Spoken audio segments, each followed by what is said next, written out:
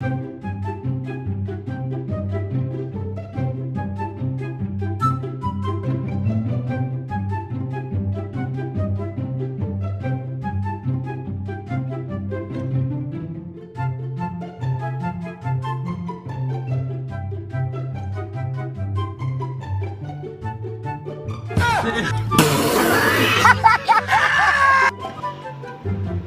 شاعر اور اس کی بیوی سرراہ جھگڑ رہے تھے۔ ایک سپاہی انہیں پکڑ کر تانے لے گیا۔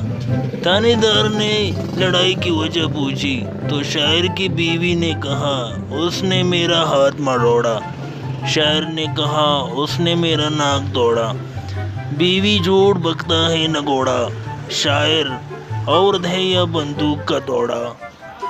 بیوی یہ آدمی ہے یا کوئی گھوڑا، شاعر ہائے میرے نصیب جس نے یہ جوڑ جوڑا۔ تانے دار تنگ آ کر بولا جاؤ بابا میں نے تم دونوں کو جوڑا۔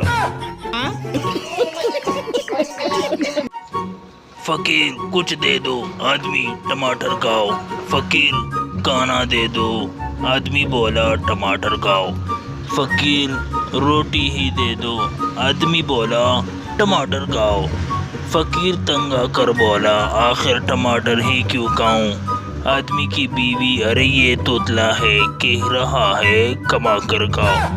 فقیر لگتی لعنت تیری ٹماٹر دے۔